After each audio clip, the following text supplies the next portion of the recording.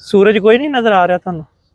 ਨਹੀਂ ਸੂਰਜ ਨਹੀਂ ਆ ਸੂਰਜ ਆ ਤੁਹਾਡੇ ਚਿਹਰੇ ਦੇ ਸਾਹਮਣੇ, ਉੱਤੇ ਨਹੀਂ, ਪਰਾਂ ਨੂੰ ਦੇਖੋ, ਸਾਹਮਣੇ ਜਿੱਧਰ ਨੂੰ ਖੜੇ ਆ ਨਾ ਤੁਸੀਂ। ਇੱਧਰ ਹਾਂ ਇੱਧਰ ਸਾਹਮਣੇ ਦੇਖੋ, ਇੱਥੇ ਆ ਇੱਥੇ ਬਿਲਕੁਲ ਅੱਖਾਂ ਦੇ ਸਾਹਮਣੇ। ਤਾਂ ਨੂੰ ਨਹੀਂ, ਹੁਣ ਕੋਈ ਟਾਈਮ ਪਿਛਲਾ ਟਾਈਮ ਹੋ ਗਿਆ ਨਾ।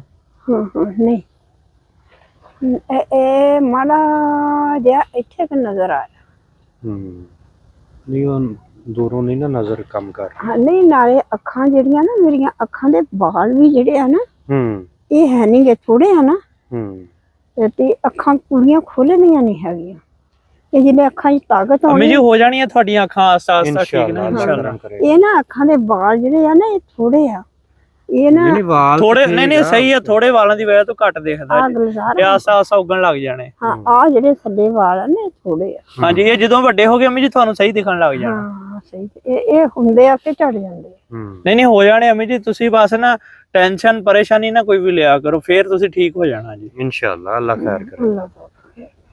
ਤੁਸੀਂ ਹਰ ਚੀਜ਼ ਛੋਟੀ ਛੋਟੀ ਦੀ ਵੀ ਟੈਨਸ਼ਨ ਲੈਂਦੇ ਹੋ ਨਾ। ਮੈਨੂੰ ਤਾਂ ਪੂਰਾ ਨਹੀਂ ਹੁੰਦੀ ਟੈਨਸ਼ਨ, ਅੱਲਾ ਦੀ ਕਸਮ, ਤੂੰ ਸਮਝਦਾ ਹੈ।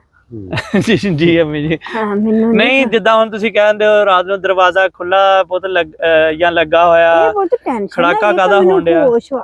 ਜੀ ਹੋਸ਼ ਆ ਮੈਨੂੰ, ਮੈਂ ਕਹਿੰਦੀ ਕਿ ਆਪਣੇ ਬੂਹੇ ਲਾਇਓ।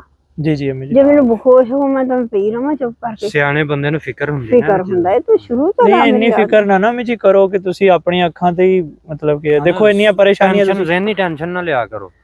ਅੱਲਾ ਦੀ ਖੈਰ ਆ। ਤੁਹਾਨੂੰ ਇੱਥੇ ਆ ਕੇ ਕੋਈ ਥੋੜਾ ਜਿਹਾ ਮਹਿਸੂਸ ਹੋਇਆ, ਕੋਈ ਬਿਹਤਰ ਮਹਿਸੂਸ ਹੋ ਰਿਹਾ ਤੁਸੀਂ ਜੀ? ਹਾਂਜੀ ਬਹੁਤ ਹੁਣ ਮਾਹੌਲ ਖੁੱਲਾ ਪੈਲੀਆਂ ਦਾ, ਕਿਉਂਕਿ ਸ਼ਹਿਰ ਦੇ ਵਿੱਚ ਤੇ ਤੁਸੀਂ ਬਿਲਕੁਲ ਜਿਹੜਾ ਨਾ ਨਹੀਂ ਉਹ ਸਹੀ ਤਰ੍ਹਾਂ ਯਾਨੀ ਅੰਮੀ ਜੀ ਦੇਖੋ ਨਾ, ਜਦੋਂ ਘਰ ਹੁੰਦੇ ਆ ਸਰਦੀ ਵੀ ਜ਼ਿਆਦਾ ਲੱਗਦੀ ਆ। ਹਾਂਜੀ ਹਾਂਜੀ। ਤੇ ਇੱਥੇ ਆ ਕੇ ਥੋੜਾ ਜਿਹਾ ਜਿਸਮ ਨਾ ਖੁੱਲਦਾ ਆ ਤੁਰ ਫਿਰ ਕੇ। ਹਾਂਜੀ। ਤੇ ਨਾਲੇ ਬਾਹਰ ਦੀ ਕਹਿੰਦੇ ਆ ਨਾ ਕਿ ਜਿਹੜੀਆਂ ਫਸਲਾਂ ਦੇਖ ਕੇ, ਹਾਂਜੀ ਹਾਂਜੀ ਹਾਂਜੀ, ਤਾਜ਼ਾ ਹਵਾ ਜੀ ਫਸਲਾਂ ਦੀ।